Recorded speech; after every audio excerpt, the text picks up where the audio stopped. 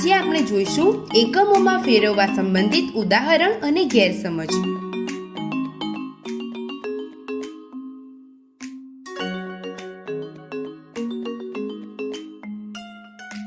તમારા જીવનમાં તમે મેટ્રિક પદ્ધતિનો ઉપયોગ ઘણી જગ્યાએ જોયો હશે, જેમ કે પેન્સિલની 8 સેન્ટીમીટર લંબાઈ, ઇન્જેક્શનમાં 5 મિલીગ્રામ દવાની માત્રા, બોક્સમાં મીઠાઈની 500 ગ્રામ માત્રા વગેરે.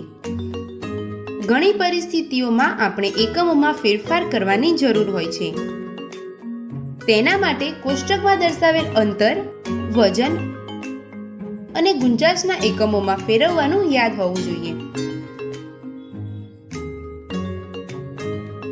વિડિયો રોકીને તમે આ ફેરવવાનું સમજી શકો છો.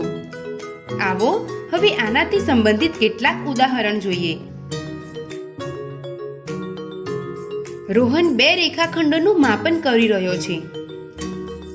એકની લંબાઈ 30 સેન્ટીમીટર અને બીજાની 500 મિલીમીટર છે. તેની કુલ લંબાઈ કેટલી હશે? જેમ કે તમે જોઈ શકો છો, આપેલા પ્રશ્નમાં 2 રેખાખંડોના એકમો જુદા છે. કુલ લંબાઈ જાણવા માટે જરૂરી છે કે આ એકમોને સરખા કરીએ.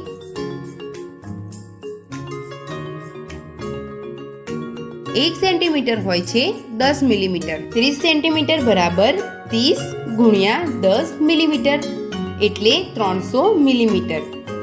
એકમો સરખા હોવાથી હવે આપણે રેખાખંડોના માપને ઉમેરી શકીએ છીએ. તેનાથી આપણને રેખાખંડોની કુલ લંબાઈ મળશે 800 મિલીમીટર. આ ઉકેલને જો આપણે સેન્ટીમીટરમાં ફેરવવો હોય તો શું કરીશું?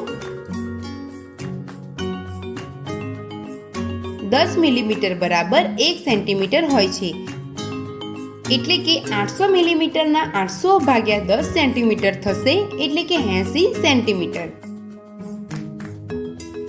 આવી રીતે ક્યારેય પણ નાના એકમોમાં ફેરવતી વખતે ગુણાકાર અને મોટા એકમોમાં ફેરવતી વખતે ભાગાકાર કરવામાં આવે છે.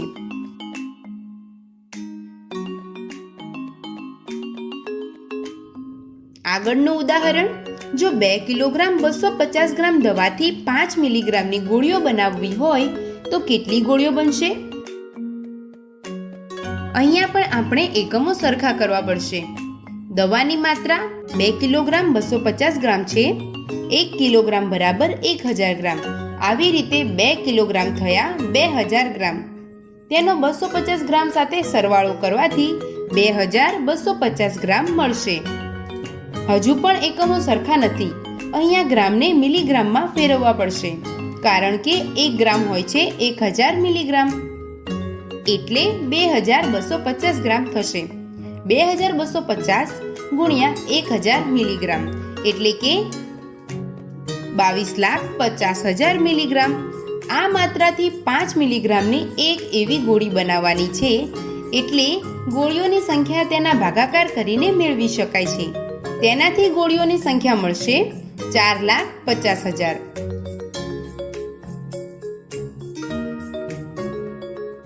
હવે ચાલો એક ગેરસમજ જોઈએ. એક ટાંકીમાં 2000 લીટર પાણી છે. 2000 લીટર પાણીને મિલીલીટરમાં કેવી રીતે દર્શાવીશું?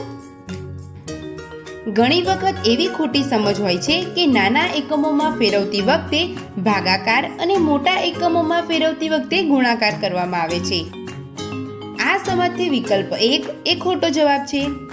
તેવી જ રીતે ઘણી વખત એકમોને નજરઅંદાજ કરી દેવામાં આવે છે અથવા તેમાં ભૂલો કરવામાં આવે છે. સાચી સમજ એ છે કે નાના એકમોમાં ફેરવતી વખતે ગુણાકાર અને મોટા એકમોમાં ફેરવતી વખતે ભાગાકાર કરવામાં આવે છે.